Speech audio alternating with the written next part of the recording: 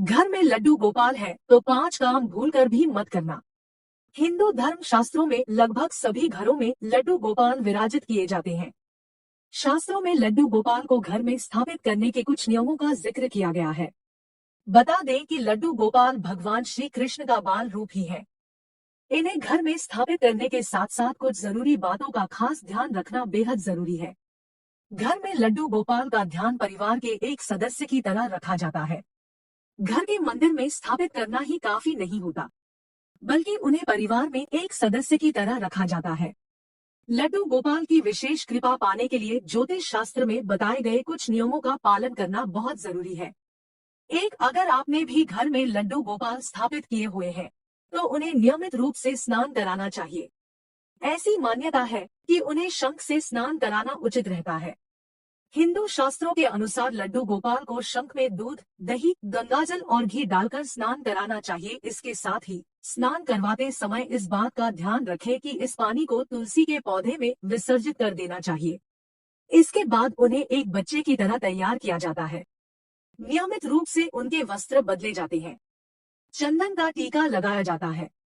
इतना ही नहीं, लड्डू गोपाल को मौसम के अनुसार ही वस्त्र पहनाए जाते हैं। माना जाता है कि लड्डू गोपाल जी को श्रृंगार करना बहुत पसंद है। ऐसे में लड्डू गोपाल जी को स्नान के बाद साफ सुथरे और सुंदर वस्त्र पहनाएं। इसके बाद उन्हें चंदन का टीका लगाएं और गहने आदि पहनाएं। इस बात का ध्यान रखें कि उनके मुकुट पर मोर पंख जरूर होना चाहिए।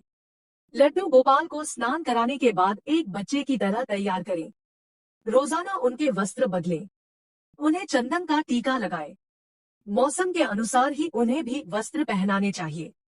जैसे ठंडी के मौसम में उन्हें गर्म कपड़े पहनाएं। इसके अलावा उनका श्रृंगार करें। उनके कान की बाली, कलाई में कड़ा, हाथों में बांसुरी और मोरपंख जरूर होना चाहिए। इसके साथ ही लड्डू गोपाल को दिन में 4 बार भोग लगाया जाता है। उन्हें माखन, मिश्री, लड्डू, खीर, हलवे का प्रसाद आदि अर्पित किया जाता है। बता दें कि लड्डू गोपाल को माखन सबसे ज्यादा प्रिय होता है। वहीं घर में बना सात्विक भोजन का भी भोग लगा सकते हैं। ऐसी मान्यता है कि जिस तरह छोटे बच्चे को बार बार भूख लगती है, वैसे ही लड्डू गोपाल को थोड़ी थोड़ी देर में भूख लगती है। इसलिए उन्हें समय समय पर भोजन कराना। बाल गोपाल को रोजाना 4 बार भोग लगाएं। भोग में सात्विक भोजन ही शामिल करें। कान्हा को माखन मिश्री काफी पसंद है। ऐसे में उन्हें माखन मिश्री का भोग लगाएं। इसके अलावा बूंदी के लड्डू, खीर और हलवे का भी भोग लगा सकते हैं। आप चाहे तो घर में पकने वाला सात्विक भोजन का भी प्रसाद चढ़ा सकते हैं। माना जाता है कि जिस तरह छोटे बच्चों को बार बार भूख लगती है, वैसे ही लड्डू गोपाल जी को भी भूख लगती है। इसलिए उन्हें समय समय पर भोजन कराना चाहिए। लड्डू गोपाल जी की सेवा एक बच्चे की तरह ही की जाती है। जिस तरह आप अपने घर में छोटे बच्चों को अकेला नहीं छोड़ते, ठीक उसी तरह लड्डू गोपाल जी को भी घर में अकेला नहीं छोड़ना चाहिए। इसका कारण यह माना जाता है कि जिस तरह एक बच्चा अकेले में डर जाता है, उसी तरह लड्डू गोपाल को भी डर लग सकता है। ऐसे में यदि आप कहीं बाहर जा रहे हैं, तो लड्डू गोपाल को अपने साथ लेकर जाएं। 3 ज्योतिष शास्त्र के अनुसार बाल गोपाल को घर का सबसे छोटा सदस्य माना गया है। अगर घर में बाल गोपाल की स्थापना की है, तो समझ ले कि घर में किसी नन्हे बालक को रखा है। इसलिए उनका ख्याल छोटे बच्चे की तरह रखा जाता है। शास्त्रों के अनुसार लड्डू गोपाल को कभी भी घर में अकेला नहीं छोड़ना चाहिए। ऐसे में आप जब भी घर से बाहर जाएं, तो उन्हें साथ लेकर जाएं। बाल गोपाल घर के सबसे छोटे सदस्य माने जाते हैं। बाल गोपाल का होना मतलब किसी नन्हे बालक को घर में रखना है। अगर आप लंबे समय के लिए कहीं जा रहे हैं, तो उन्हें साथ लेकर जाएं। अगर संभव ना हो तो पड़ोसी या रिश्तेदार को घर की चाबी और लड्डू गोपाल की जिम्मेदारी देकर जाएं। आरती के बाद लड्डू गोपाल को अपने हाथों से भोग लगाएं। इसके बाद लोरी गाते हुए झूला झुलाएं। झूले में लगे पर्दे को बंद करना ना भूलें। रात को बाल गोपाल को सुलाने के बाद ही सोएं। लड्डू गोपाल को घर में लाने के लिए वैसे तो कोई शुभ मुहूर्त नहीं होता है, लेकिन अधिकतर लोग जन्माष्टमी के दिन इन्हें अपने घर में लाते हैं। इसके साथ ही ऐसा नहीं है कि इस दिन के अलावा आप लड्डू गोपाल को आप घर में नहीं ला सकते हैं, बल्कि आपका जिस दिन मन करे, उसी दिन आप लड्डू गोपाल को घर में ला सकते हैं। लेकिन ध्यान रखें कि जब भी आप लड्डू गोपाल को घर में लाएं तो पूरी प्राण प्रतिष्ठा के साथ उनकी स्थापना करें। जब जब लड्डू गोपाल को भोग लगाएं, तब तब उनकी आरती भी जरूर करें। भगवान श्री कृष्ण की आरती के साथ ही आपको धूप बत्ती भी जरूर जलानी चाहिए। भगवान श्री कृष्ण को बेले के फूल और केला अति प्रिय है। आरती करते वक्त आप लड्डू गोपाल को यह चीजें जरूर अर्पित करें। इसके साथ ही लड्डू गोपाल के पास श्री राधा रानी की प्रतिमा जरूर रखें और उनकी भी आरती करें। दिन में 4 बार लड्डू गोपाल की आरती करना अनिवार्य है। जब आप बाजार जाएं तो जैसे अपनों बच्चों के लिए खिलौने लाते हैं, वैसे ही लड्डू गोपाल जी के लिए भी नए नए खिलौने लेकर आएं और समय निकालकर स्वयं भी उनके साथ खेलें। हो सके तो लड्डू गोपाल जी को अपने साथ समय समय पर घुमाने भी लेकर जाएं।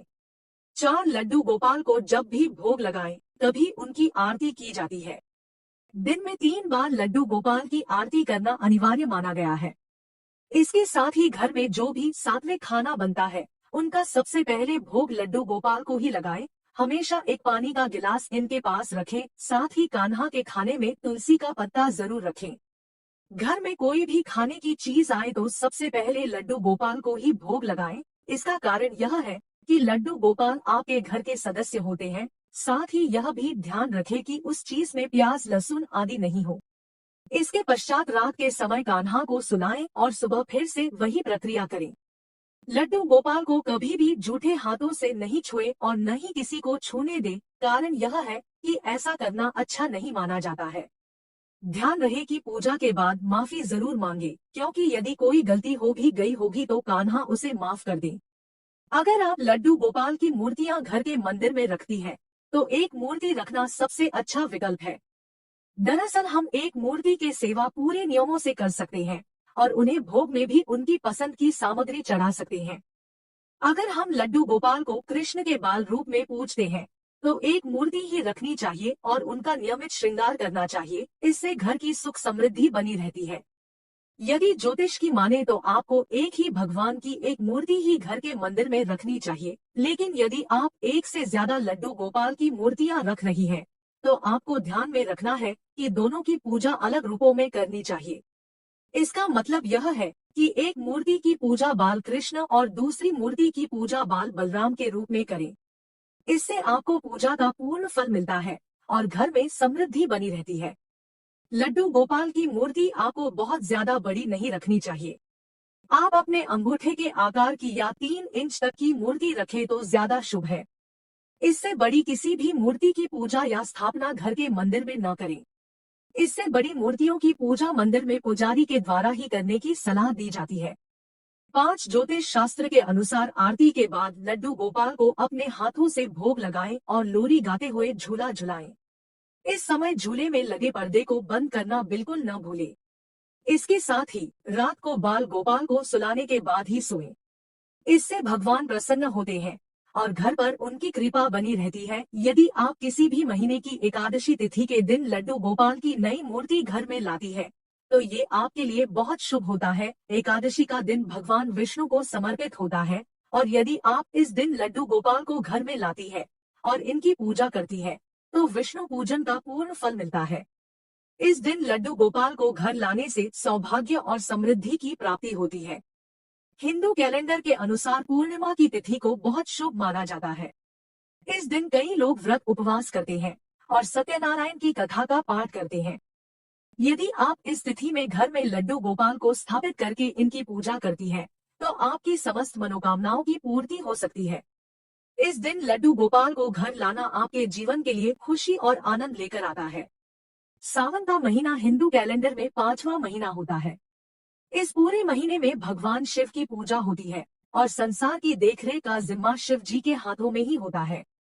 यदि आप इस महीने लड्डू गोपाल को घर लाती है, तो आपके ऊपर सदैव शिव और विष्णु दोनों की कृपा दृष्टि बनी रहती है।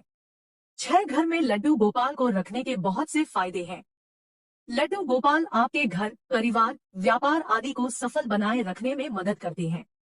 तो चलिए अब जानते हैं कि घर में लड्डू गोपाल को रखने के फायदे। यदि आप अपने मन की बात किसी से नहीं कह पा रहे हैं, तो आपके घर के सदस्य यानी लड्डू गोपाल से आप वह बात कर सकते हैं और वो अपनी लीलाओं से आपकी सभी परेशानियों को दूर करने में मदद भी करते हैं। साथ ही घर में पॉजिटिव एनर्जी बनाए रखते हैं। वहीं पूरे श्रद्धा भाव से लड्डू गोपाल की सेवा करने पर जब आप मन की इच्छा को लड्डू गोपाल के सामने जाहिर करते हैं, तो वह आपके मन की सभी इच्छाओं को पूरा करने में आपकी मदद करते हैं। लड्डू गोपाल को घर में रखने से कलह, धन संबंधी समस्या व अन्य परेशानियां आपके घर के आस पास भी नहीं आती है। नोट: यह तमाम जानकारी जनरुचि को ध्यान में रखकर दी जा रही है। ज्योतिष और धर्म के उपाय और सलाहों को अपनी आस्था और विश्वास पर आजमाएं। कंटेंट का उद्देश्य मात्र आपको बेहतर सलाह देना है। इस संदर्भ में हम किसी प्रकार का कोई दावा नहीं करते हैं। प्रिय दोस्तों, आज के वीडियो में बस इतना ही। हमारे द्वारा दी गई शास्त्रों अनुसार जानकारी आपको अच्छी लगी हो तो वीडियो को लाइक, शेयर एंड सब्सक्राइब और कमेंट बॉक्स में जय श्री राधे राधे लिखे। धन्यवाद।